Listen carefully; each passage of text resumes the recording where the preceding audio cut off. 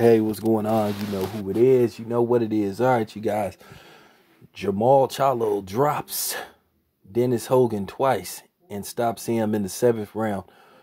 Um, I'll say this much about Charlo. I'm going to give him credit because he's showing me that he's a smart boxer.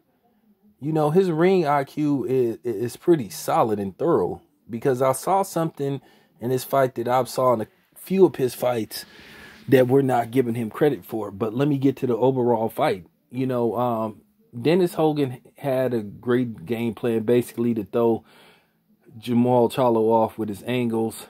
You know, throw punches from different angles, give him different looks, switch from side to side, jump in, jump out. Basically, he wanted to confuse Charlo with his awkwardness. And he landed a couple of solid punches in the first few rounds, but nothing that you would think would cause Charlo to abandon his game plan, which was to walk him down, counter, land punches, pick and choose his shots, which he did, and be patient. And Charlo eventually caught him, I think, in the 4th round, and he dropped him. You know, dropped him with a counter, seemed like a check hook. And then he wasn't really hurt. He did the same goofy backflip tip, you know, Tim Bradley did against Manny Pacquiao, you know. But as he got up, you started to see Charlo had him exactly where he wanted him. He just basically started walking him down, bullying him, landing jabs, landing straight rights, landing hooks. He just started picking them apart and breaking them down, landing great body shots.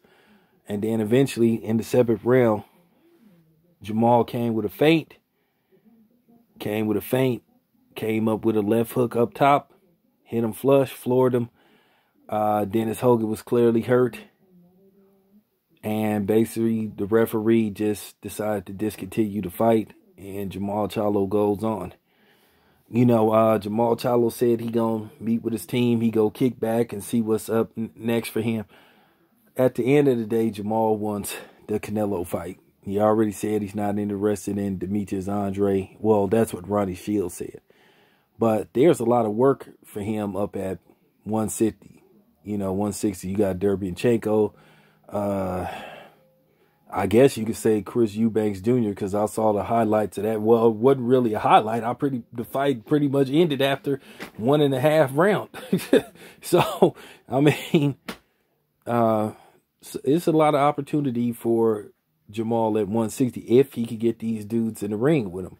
The Eubanks, the Derbianchenko, Triple G is not interested in fighting Charlo. Canelo doesn't seem that interested.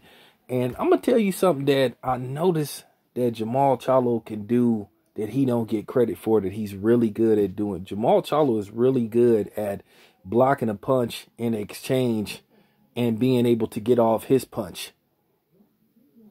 You know, he's really good at that. I saw him do that with Dennis Hogan. He did it with K9.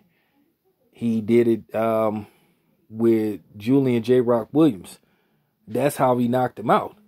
And Charlo can disguise his punches pretty good, whether you believe it or not.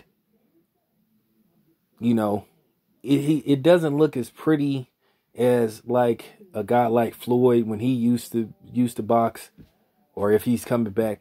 But Charlo is really good at disguising his punches. And that shot proved it. But that was like what he did with J. Rock Williams. J. Rock Williams was throwing a punch, but Jamal was able to block it and then come with the uppercut. Just watch it. But Charlo moves on. He wins via knockout. So, you know, we'll see what's next for him in 2020. Now, up next, his brother, Tony Harrison, 2 weeks from now. Get back, or he will be getting back. You know, so we'll see. This your boy Town Biz. I'm out.